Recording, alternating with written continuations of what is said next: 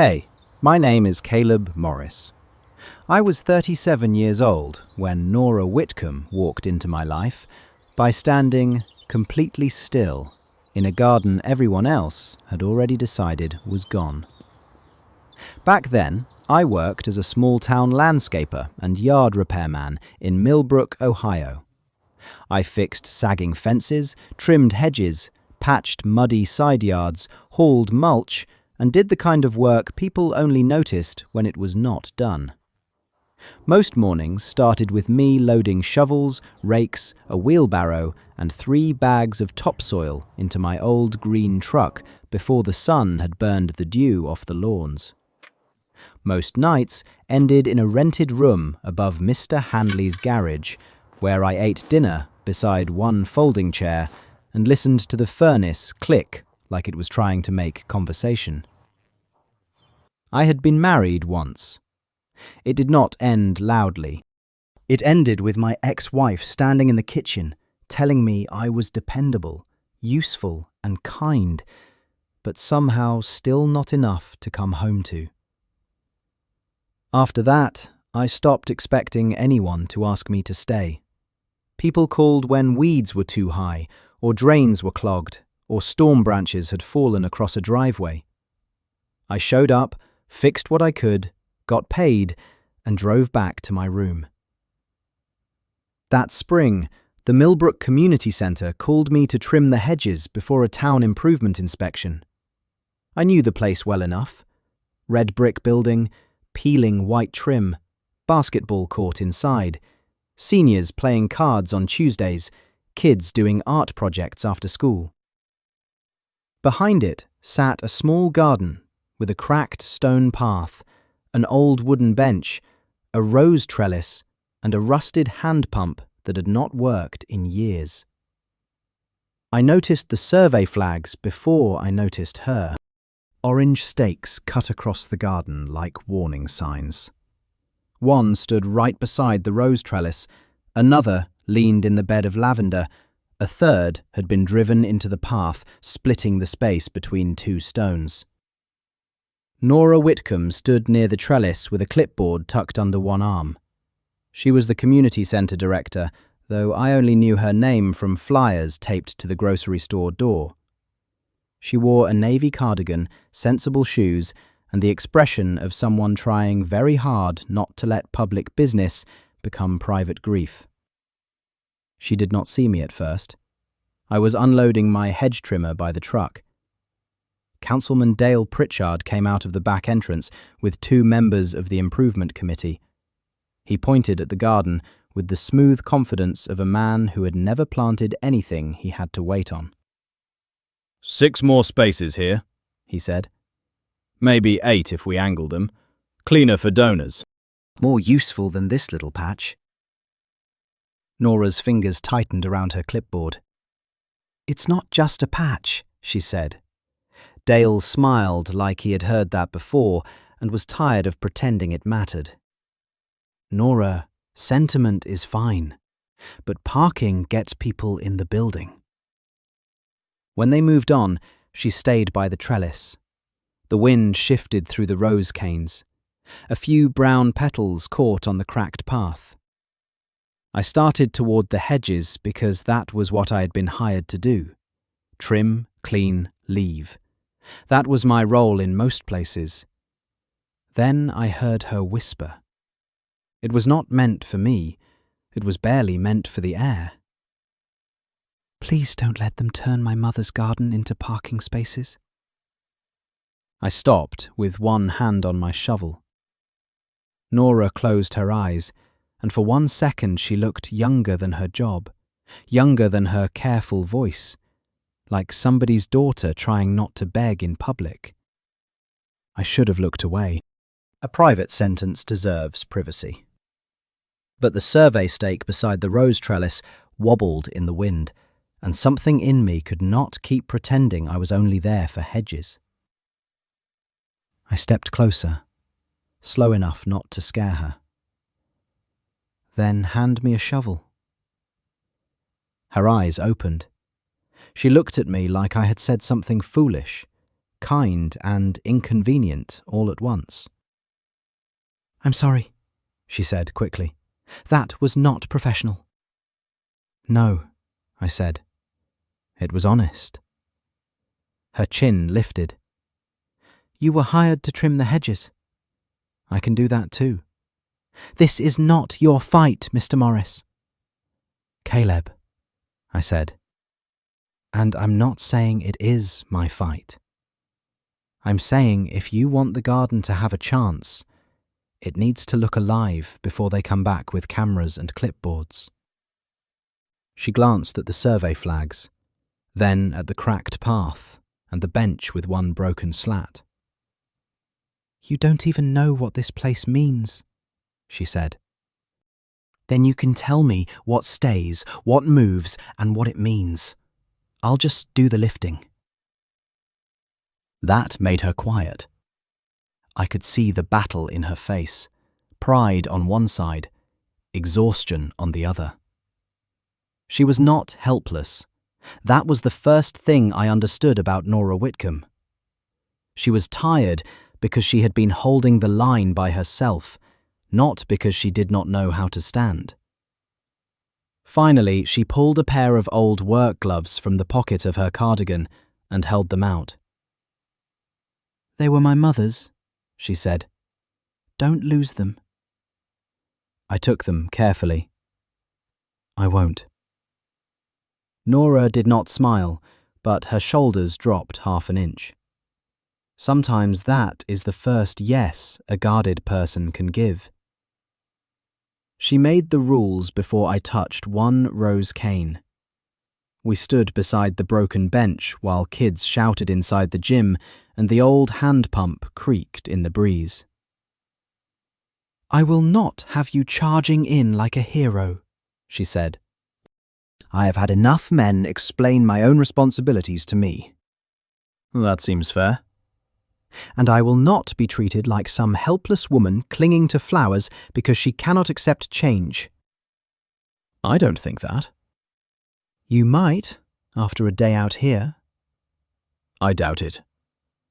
She studied me. "Every plant has a reason. Every stone on this path was placed by volunteers from this centre. If something has to move, I decide where." You decide everything, I said. "I repair. I document. I carry heavy things if asked. I keep my mouth shut when you need me to." Her eyebrows rose. "Can you really do that?"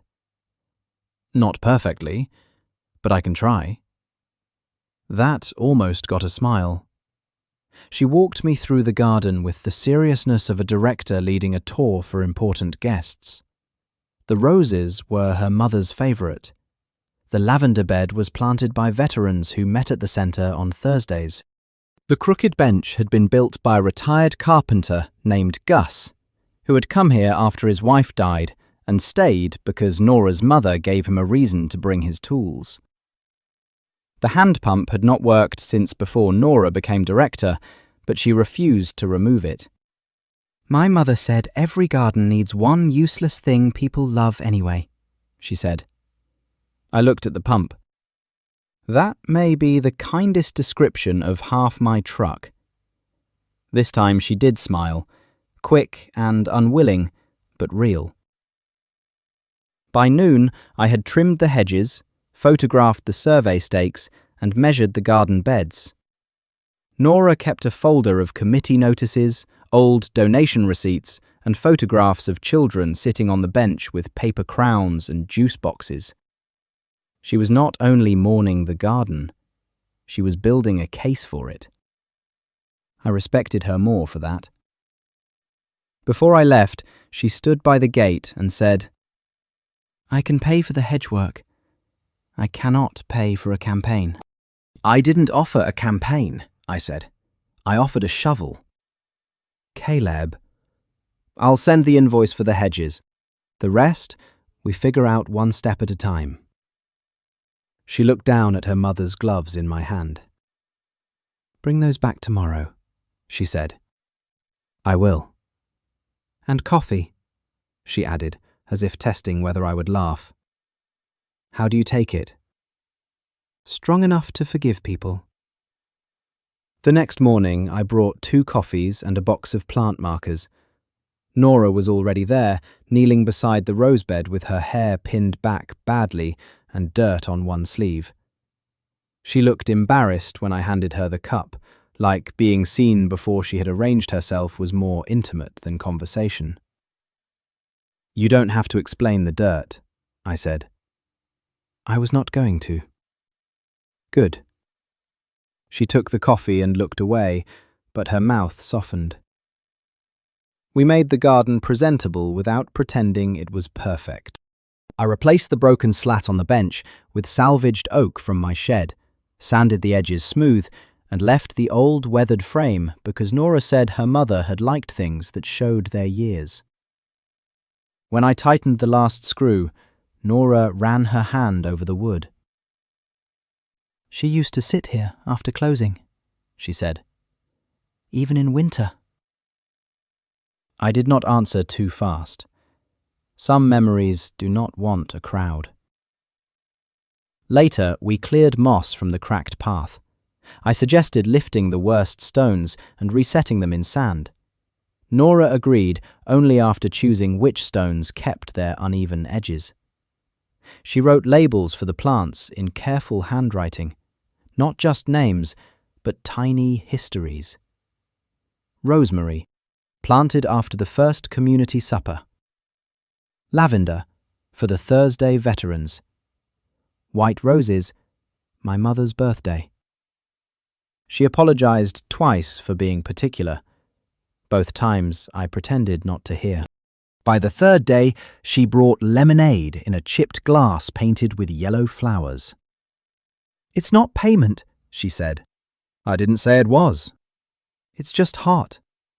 It is. And you looked like someone who would forget to drink water. That has been said about me.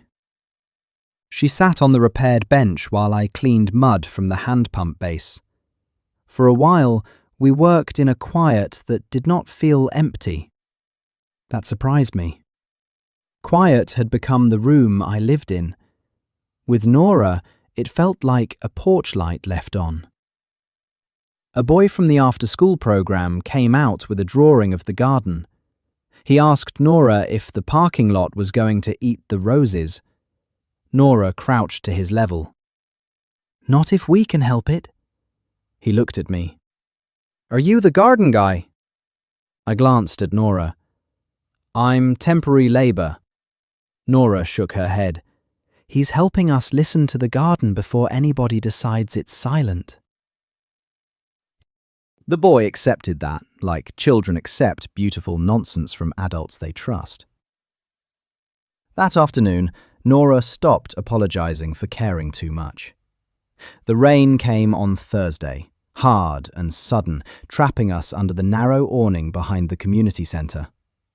Water ran from the gutters in silver ropes. The garden blurred beyond them, roses bowing under the weight. Nora held a stack of old photographs against her chest to keep them dry. I had my hands in my jacket pockets because I did not know what to do with them around her anymore. There was a photograph on top of the stack. A woman in a green sweater standing by the same trellis, younger Nora beside her, both holding muddy trowels. My mother planted this after my father left, Nora said. She did not look at me when she spoke. I kept my eyes on the rain. She told everyone it was a beautification project, Nora continued. That was easier than saying she was lonely enough to walk circles around this building after work because going home hurt too much. The rain tapped on the awning. Inside the centre, someone laughed in the gym. She would bring me here after school, Nora said. I used to think she was making me help because she needed free labour. Later, I understood she was teaching me that shame could be given roots and water, and eventually turn into something people rested beside. I swallowed. That's a good thing to teach. She died 3 years ago. cancer. Fast enough that I stayed busy with arrangements, then budgets, then this job. I thought if I kept the garden alive, I wouldn't have to admit how much I missed being someone's daughter. Her voice held steady until the last word. Then it bent. I wanted to tell her something useful, that grief changes shape, that people remain, that gardens can be saved. But useful words have a way of sounding cheap near real pain. So I said the truest small thing I had. My ex-wife told me I was a good tool to have around. Nora turned slightly. I looked at the rusted pump. She didn't mean it cruelly. Maybe that made it worse. She said I could fix anything except the feeling that she was alone with me. Nora's face changed, not with pity, but recognition. I'm sorry, she said. Me too. For a long time, I figured she was right. Folks call, I fix, I leave. It keeps things simple. And lonely. I nodded once. Nora looked at the garden through the rain. My mother would have liked you. Because I'm useful? No. Her voice was quiet. Because you waited before answering. That did something to me I did not have a name for. The rain slowed, but neither of us moved right away. When it became only a mist, Nora handed me the photograph from the top of the stack. Can you make a copy of this for the board packet? Yes. Bring it back. I will. She looked at me then, direct and steady. I believe you. Councilman Pritchard arrived the following Tuesday with donors. I knew they were donors because everybody dressed too nicely for a walk behind the community centre at 10 in the morning. Pritchard wore a tan blazer and the smile of a man already posing for a newspaper photo. Nora was waiting by the gate with her folder tucked under her arm. I was resetting the last section of path, boots muddy, knees stiff, hands full of sand. Pritchard stopped at the entrance and gave a soft laugh. "Well, Nora, you have certainly been busy decorating the problem." One donor chuckled politely. Another looked uncomfortable. Nora's fingers tightened around the folder. Pritchard pointed at the plant labels. "This is charming, but charm doesn't solve access issues. We need parking, not sentimental clutter." I stood up too fast. Mud slid off my shovel. Nora saw me move and lifted one hand without looking my way. Not yet. So I stayed where I was. She opened her folder. "Councilman," she said, "this garden serves more people than 6 parking spaces would." Pritchard's smile thinned. "Nora, we all admire your attachment." "It is not attachment," she said. "It is use." Her voice did not get loud. That made people listen harder. She showed them photographs of children reading on the bench, seniors planting herbs, veterans standing beside the lavender bed, families waiting here when meetings inside were too loud. She explained that the garden gave the centre a quiet outdoor space for grief groups, after-school programs, and people who needed a minute before going back inside.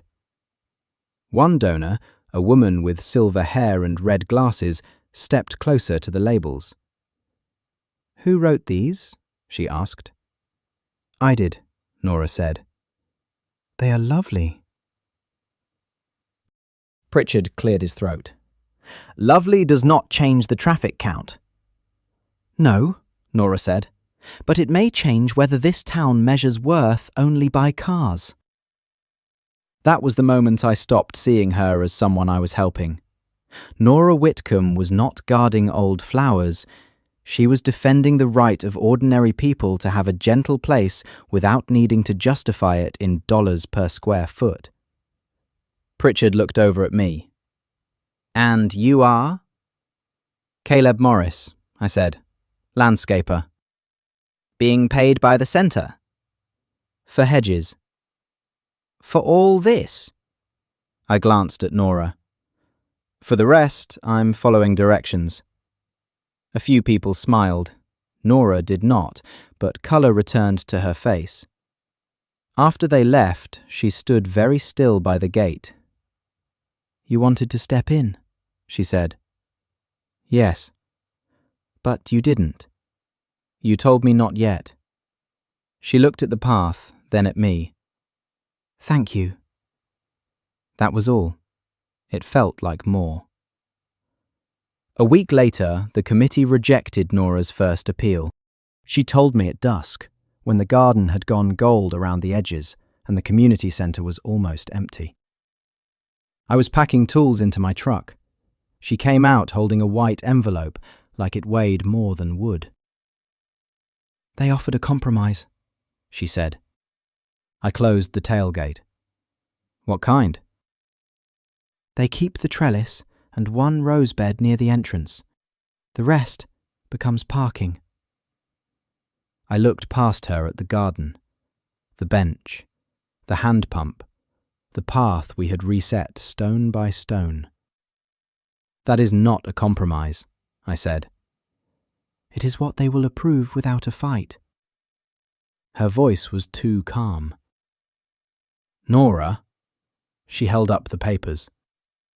"If I sign by Friday, they will let me choose what gets moved." "And if you don't?" "They vote at the public meeting next week. If I lose there, I may not get to choose anything." I wanted to say we would not lose. I wanted to reach for certainty and hand it to her like a tool, but I did not have any. She walked to the bench and sat with the envelope on her lap. "I used to think loving something made you brave," she said. "Now I think it just gives the world a better target." I stood a few feet away. "Your mother didn't plant this because it was safe." Her eyes flashed.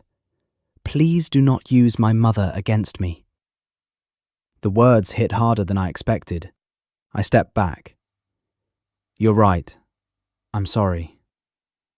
She looked away, and there it was, the old fear rising in me, the one that said I had crossed from useful into unwanted, the one that knew how to pack up and leave before anyone had to ask.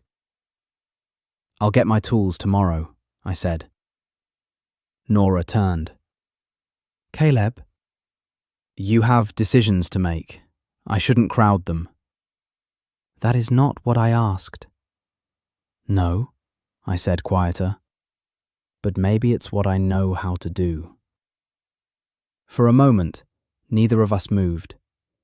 Then she folded the envelope in half, not signing it, just bending the paper until it creased. "I don't need you to fix my grief," she said. "I need you not to disappear because I spoke sharply." I looked at her, and it took effort to stay. "I'm scared that all I am here is a pair of hands," I admitted. Nora's anger softened into something sadder. "Then stop acting like hands are all you brought." The garden gate creaked between us. I did not leave. Not then. But that night, in my rented room, I sat beside my one folding chair and understood that Nora was not the only person deciding whether to save something. The public meeting filled the community centre gym beyond what anyone expected. People stood along the walls. Children from the after-school programme sat cross-legged near the front with drawings in their laps. Veterans from the Thursday group came in pressed shirts. Gus, the retired carpenter, brought the old hammer he had used to build the bench, though no one had asked him to. I arrived late because I'd spent the afternoon gathering the last signatures from shop owners and parents. My boots still had soil on them. I almost wiped them clean before entering, then decided the soil had earned its place. Nora stood near the front table with her folder in both hands. She looked pale but steady. Pritchard spoke first about growth, access, modernization, and donor confidence. He did not sound evil. That was important. He sounded practical in the way people do when they have forgotten that practical things should still serve human hearts. When public comment opened, I stood.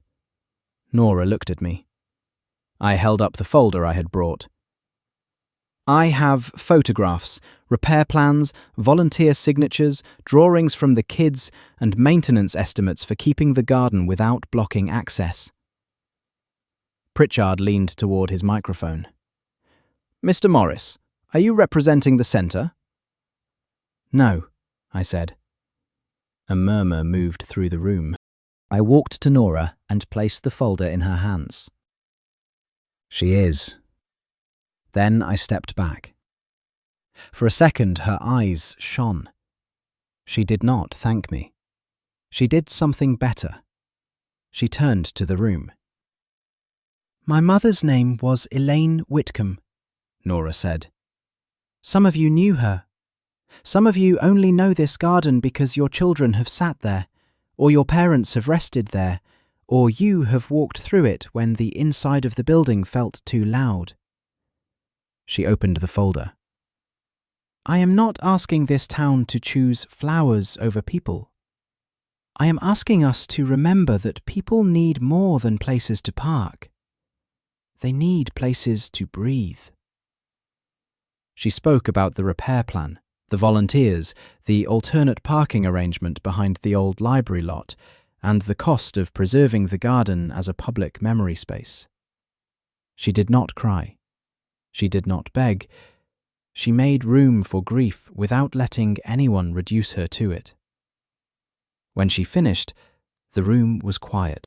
Then the boy who had asked if the parking lot would eat the roses held up his drawing.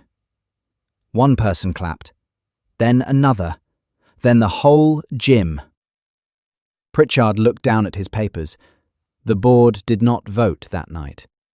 They tabled the plan for review, which sounded like nothing unless you knew small towns. In Millbrook, review meant the weather had changed. After the meeting, Nora found me near the side door. People were still watching. She knew it. So did I. She reached for my hand anyway. Her fingers were cool and firm. This stopped being only about the garden for me, she said. My voice came out rough. For me too. She did not let go until the last person pretending not to look had looked away. 3 weeks later, the town board approved the revised plan. The garden stayed. The extra parking moved behind the old library lot, with a new walkway to the centre. The improvement committee even approved a small sign by the gate that read, Elaine's Garden, a public memory space. Dale Pritchard shook Nora's hand afterward with the stiff courtesy of a man who had lost in public and wanted credit for surviving it.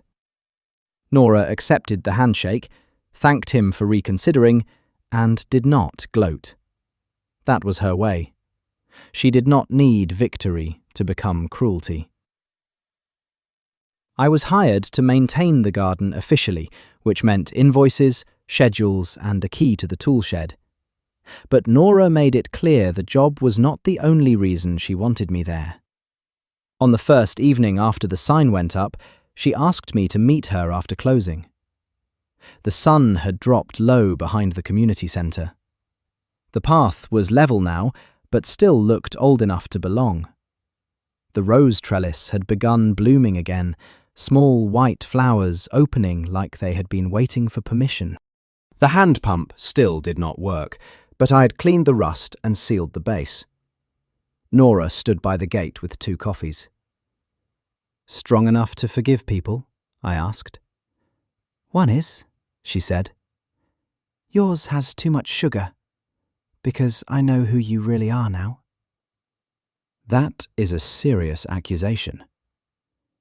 You are a sweet coffee man hiding behind work boots. I took the cup from her, smiling before I could stop myself. She held out her other hand. A small brass key rested in her palm.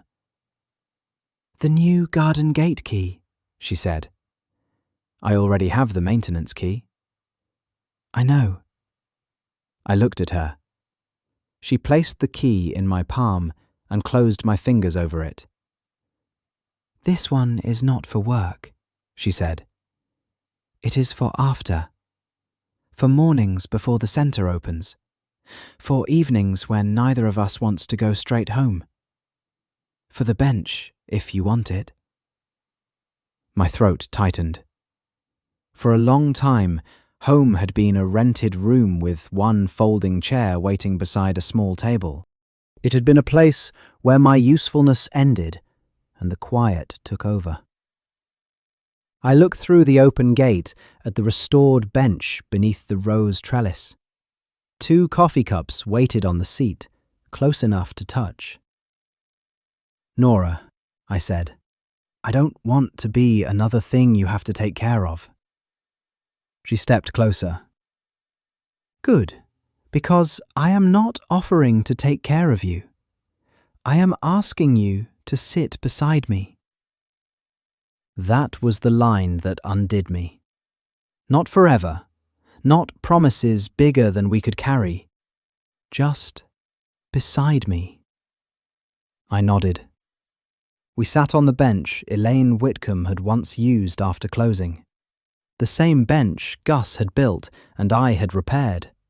The same bench Nora had defended in a room full of people who finally listened. The garden gate swung open smoothly behind us in the evening breeze.